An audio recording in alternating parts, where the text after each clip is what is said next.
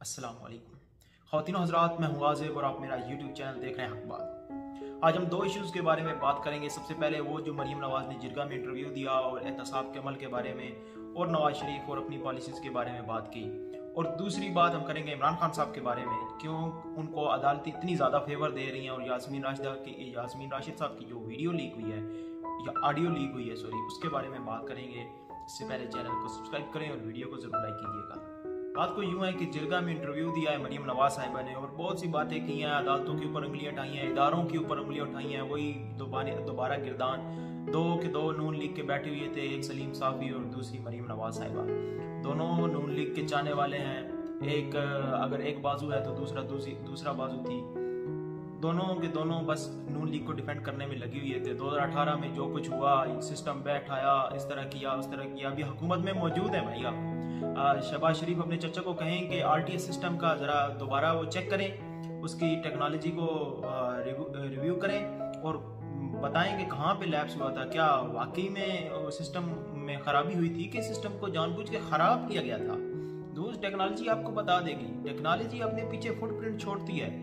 पहले भी बता चुके हैं कि जितना बड़ा मर्जी हैकर हो, एक ना एक दफ़ा जाके वो कहीं ना कहीं पकड़ा जाता है। तो अगर आरटीएस सिस्टम के अंदर ऐसा कुछ भी झोल किया गया है 2018 के इलेक्शन के अंदर, तो पता चल जाएगा, सामने आ जाएगी चीज़ें, क्लियर हो जाएगा कि 2018 का इलेक्शन गैर कानूनी करवाया गया। गैर कानूनी तरीके से एक शख्स को वज़ीर-ए-आज़म की पोस्ट पे बिठाया और कितना बड़ा जुर्म किया गया, आप बताएं आवाम को।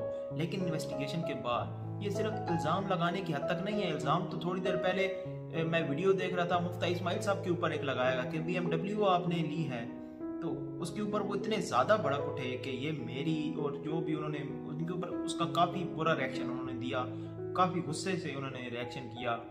और उनका बनता भी था कि अगर बगैर एविडेंस के आप बात नहीं कर सकते।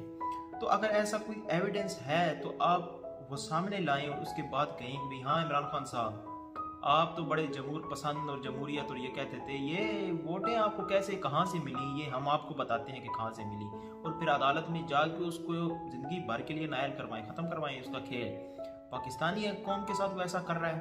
अब आते हैं दूसरी बात की तरफ। इमरान खान साहब को इदारे इतनी फेवर क्यों कर रहे हैं, अदालतें इतनी फेवर क्यों कर रही हैं, या अदालतों के फैसले इमरान खान साहब के हक में ही क्यों जा रहे हैं। आपको याद दहानी करवाते चलें कि इमरान खान साहब एक अच्छे स्पोर्टमैन थे और स्पोर्टमैनशिप उनसे बेहतर किसी की नहीं थी उस दौर में। और अपने मुखालिफ को जिस तरह वो रीड करते थे, जिस तरह उसके साथ नफसियाती गेम खेलते थे। अगर एक वाक़या था कि कोई इंडियन का एक बैट्समैन, अब मुझे उसका नाम नहीं याद, उसको आउट किया और फिर दोबारा उसको बुला लिया, वो अंपायर को कह रहा है कि नहीं है, दोबारा बुला लिया और फिर वो दोबारा उसने बैटिंग की और फिर वो आउट हो गया।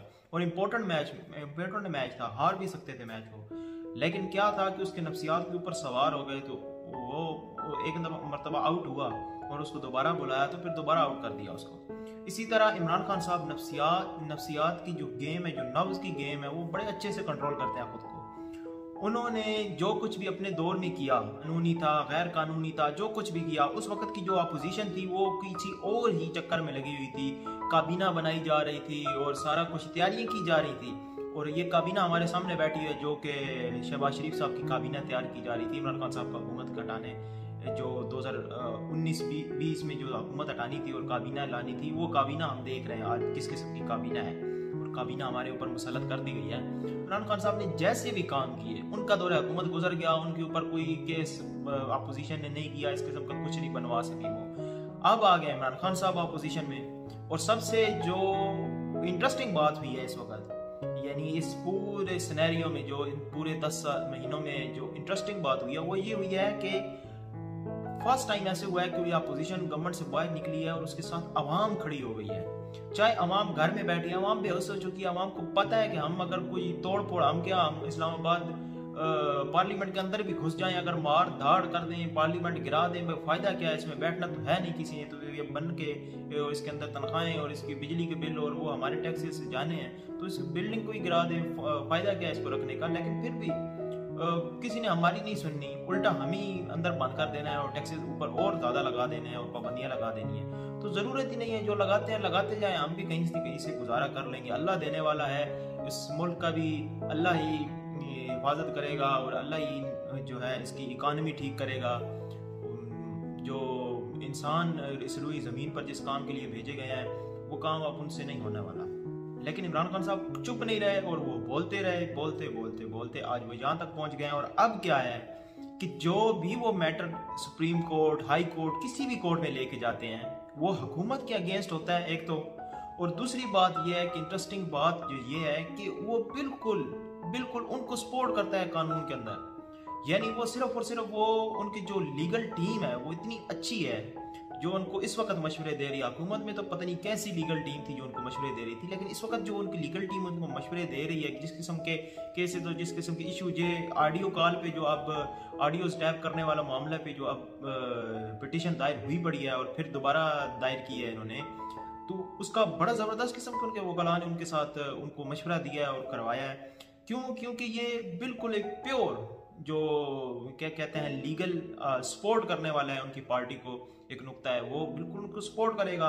और हुकूमत जो भी काम कर रही है वो लीगल कर रही है। अब फ़ोन टैप करने का एक प्रोसीजर है, एक कानून के अंदर एक मैकेनिज्म मौजूद है, कानून मौजूद है, उस कानून की आप धज्जियां उड़ा रहे हैं। आप वजीर दाखिला हैं और आप बैठ के अपनी ही स्क्रीन के ऊपर वो एक ऑडियो चलवा रहे हैं।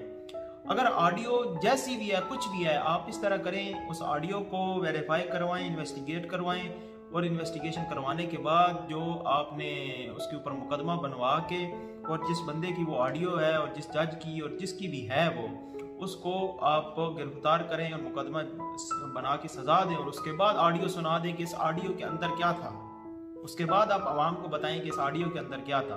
पहले ऑडियो आ जाती है, फिर उसके बारे में कोई पूछता नहीं है, फिर एक नई ऑडियो आ जाती है, फिर एक नई ऑडियो आ जाती है। और सिंपल से अल्फाज तो यास्मीन राशिद साहिबा के थे उसके अंदर, कुछ वो पूछ रही थी, आज उन्होंने डिफाइन कर दिया कि वो किस लिए उन्होंने कॉल की थी उनको, तो इसके अंदर क्या था। लेकिन अब वो उन्होंने अच्छा इरादा किया है कोर्ट में जाने का, और उनको कोर्ट में जाके इस बड़े मूंछों वालों को पहले जो है ना, सबसे पहले इससे पूछा जाए कि ये हो कैसे रही है, ये आप कर कैसे रहे हैं और क्यों कर रहे हैं। यानी किसी आम पाकिस्तानी की भी तो हो सकती हैं। हमने तो कभी ये सोचा नहीं था कि इस तरह इस किस्म की होंगी, लेकिन ठीक है, हुकूमत मुल्क की इंटरेस्ट के लिए सबके फ़ोन स्टैप होने चाहिए, ये नहीं है कि नहीं होने चाहिए। एजेंसीज का काम ही यही है कि कोई गलत कर रहा है तो उसको ढूंढें। लेकिन इस किस्म की हरकत और इस किस्म की वीडियोस और पता नहीं क्या क्या ब्लैकमेलिंग के लिए आप इस्तेमाल कर रहे हैं, ये पाकिस्तान इस तरह तो कभी भी आगे नहीं जाएगा। दुनिया टेक्नोलॉजी में कहाँ से कहाँ निकल गई है, और हम उस टेक्नोलॉजी को इसलिए यूज़ कर रहे हैं ताकि हम अपने मुखालिफ को ब्लैकमेल कर सकें और जेलों के अंदर डाल सकें। तो इस तरह मुल्क पाकिस्तान नहीं चलने वाला, ना पहले कभी चला है और ना आगे चल पाएगा। इंशाल्लाह अगली वीडियो में मिलेंगे। अपने दोस्तों रिश्तेदारों का ख्याल रखिएगा। तब तक के लिए अल्लाह हाफिज़।